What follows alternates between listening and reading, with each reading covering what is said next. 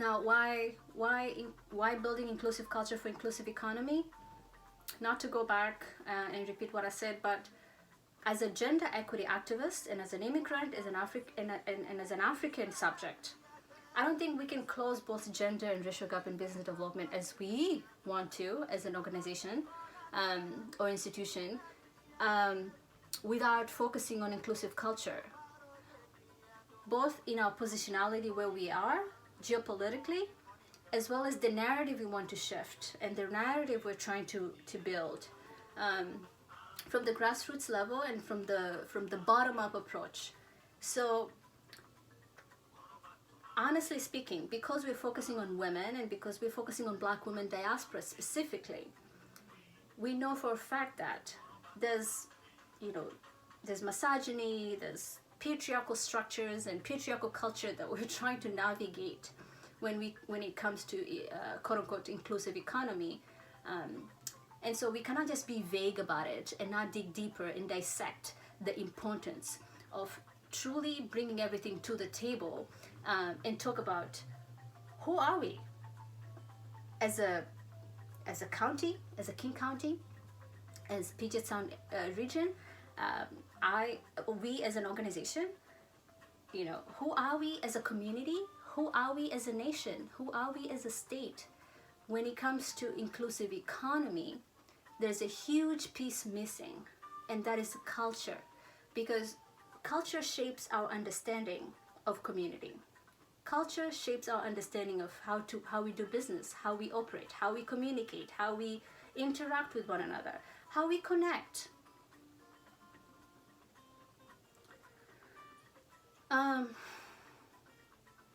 And so there's a tremendous amount of strength and resilience and boldness that comes from the community of immigrants that is completely overlooked.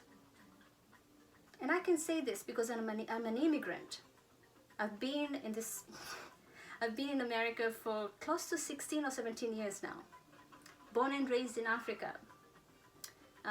Birthed a beautiful, strong, smart boy, a male feminist, Somali American, born in the United States. And so I think about him as well, and I think about other children. We live in the county where half of our children are children of color. So going back to business and why inclusive culture for inclusive economy is so important, I don't think we can close these gaps. The fact that we only have 5% of women running Fortune 500 companies and only 0.2% of venture capital funding goes to Black women diaspora, with only 2% of that goes to women in general. Women are a driving force of economy. Women are a driving force of businesses, and yet they're overlooked. There's a huge untapped potential there, but we cannot just be vague about all these things and not talk about the culture that shapes patriarchy, the culture that shaped patriarchy, the culture that shaped our understanding of immigrants. Why is it that we look down on them and not see them as equal contributors of the economy? We live in the United States, for goodness sake. This country is filled with the richness of immigrants' contribution when it comes to our economy. And how is it that we overlook the culture that actually shaped the minds of those people that come to this country and drive that economy? And so I feel obligated to dig deeper and dissect the importance of culture and how it shapes what it could be. And imagine this with me.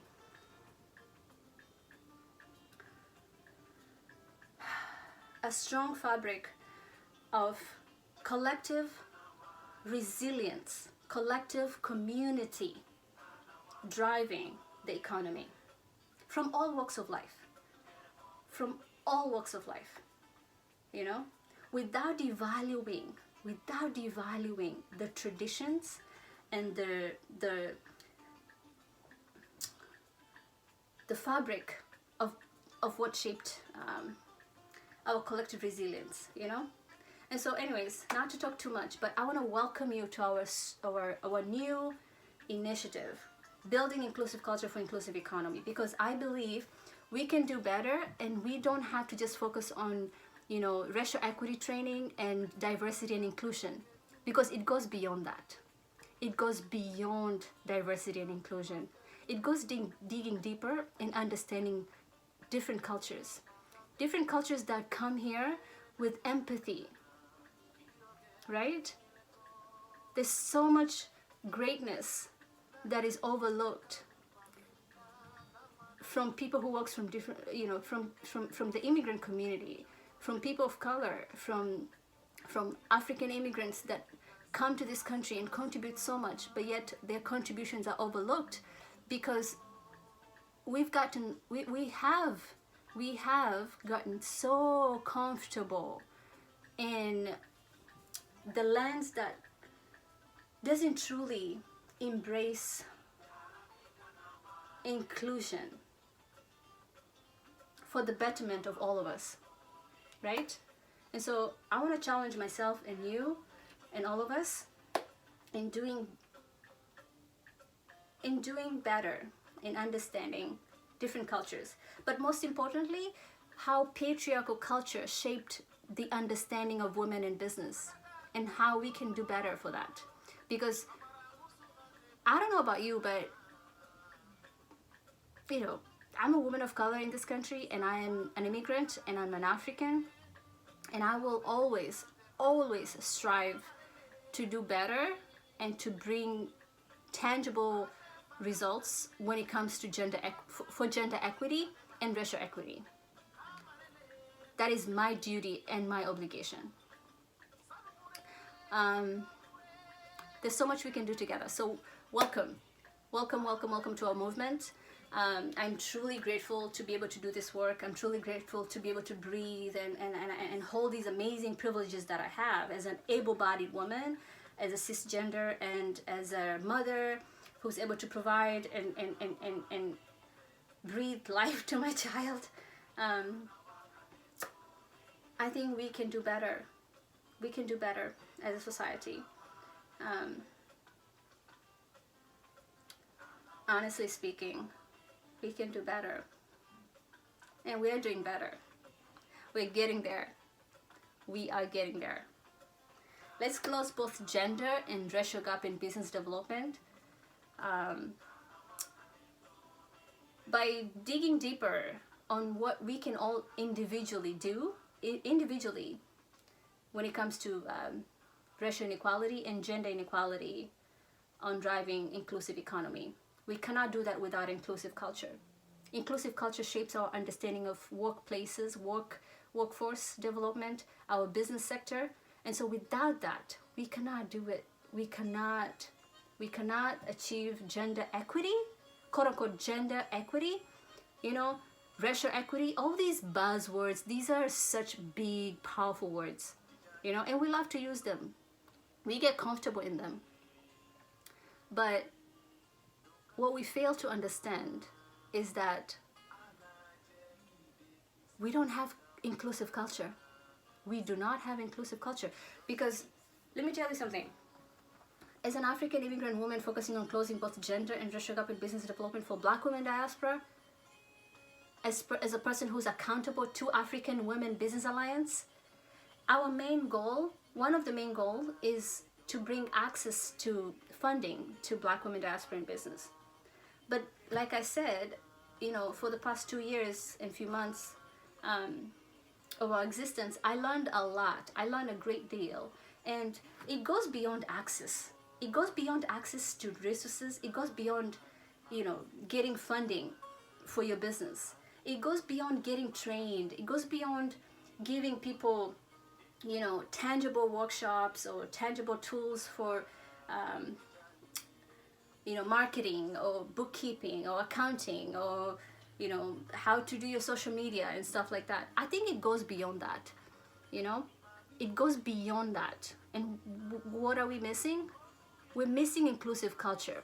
We're missing the lens we use to see women, to see Black women, the lens we use to see immigrant, you know, and what shaped that lens. The culture that shaped that lens that we use to see Black women diaspora as not good enough despite the contribution to the global economy, you know, is not as good enough as their own driving force of economy, of businesses, of companies. And not just black women, I'm talking about women in general, you know, misogyny, patriarchal culture, the top-down approach when it comes to immigrant communities. As an African woman, I love doing this work, but guess what? I have to navigate, I can't even begin to tell you, and I don't even want to focus on that, because if I focus on the negative, then I will be crushed, and that's not my spirit. My spirit is much bigger than that. But we are constantly being fed these narratives and these, you know, the lens that actually does not truly see us for who we are and for our contribution and for you know, where we come from and what we represent. Black women diaspora are so strong, but that narrative of a strong black woman is completely just, you know, a black woman is more than a strong black woman. She's she's a human being. She goes through a tremendous amount of trials and errors, you know, to run a business and to be taken seriously and to be respected and to be seen as an equal driving force of economy. And so that's something, that is the point that I want to take home, is that we need to challenge ourselves and do better and go beyond just talking about access to seed capital, you know, and I'm talking about me here, because in the beginning when we launched the organization, I was only focused on resources. I was focused on, I mean, deep down I knew we can do better. We you know, there's more than that, right? But I knew for a fact that black women diaspora are remaining stagnant, and they are not growing in the economy because of resources. And guess what? 2 years and few months, I learned it's actually beyond that. So what is missing?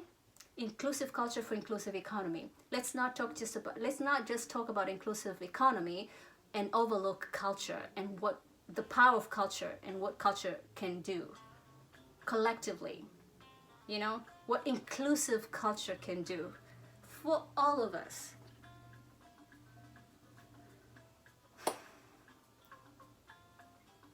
Gratitude. Sorry for all the rambling. I'm incredibly passionate about financial security. I'm incredibly passionate about gender equity, and I think we can do better in digging deeper and dissecting what we truly need to use in shaping the inclusive culture for the inclusive economy. What we need to use to shape our inclusive economy.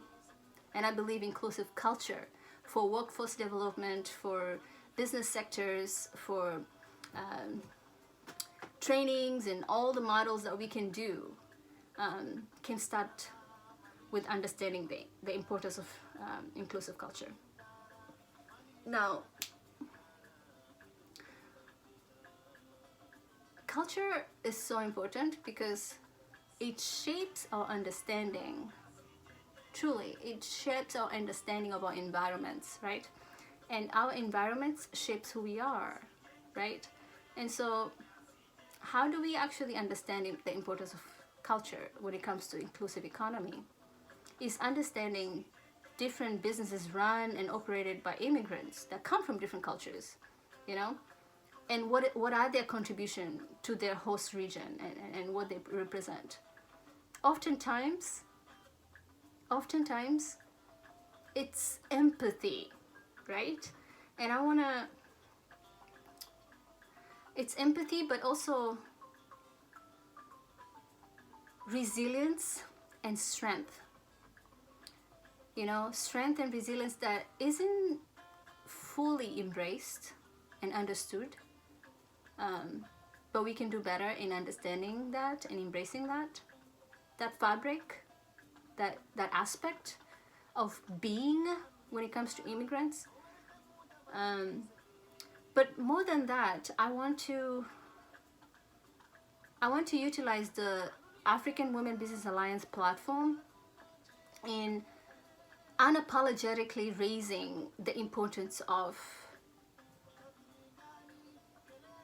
shifting the lens that we use that we have inherited, you know, shaped by global history, you know, since the 19th century.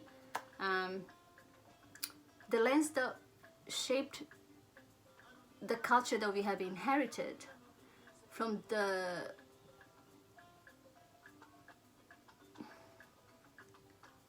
Western dialogue, you know, the top-down approach, the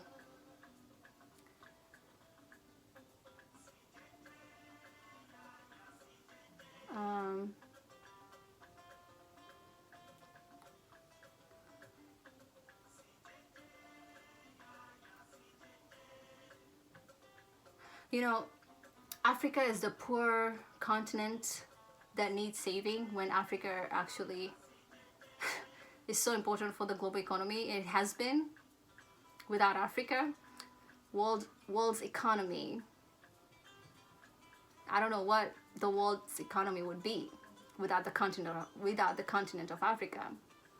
And so that the lens that shaped that understanding, and that ended up producing this narrative that shaped, again, how we see people of African descent, and how we understand Black subject, and how we understand African diaspora, African immigrant, African women specifically. All that contributed so much, honestly, to the heavy load that we Black women subject have to carry. And so I want to lift that weight off of me by challenging that narrative. And if I don't do that, I will not be doing my job right. Consciously, I don't think I'll be doing a good job. I'll be kidding myself. I'll be, you know, wallowing and sinking in the illusion that we're working for inclusive economy. But honestly, welcome to our movement, building inclusive culture for inclusive economy, because it is necessary, it is about time. Thank you.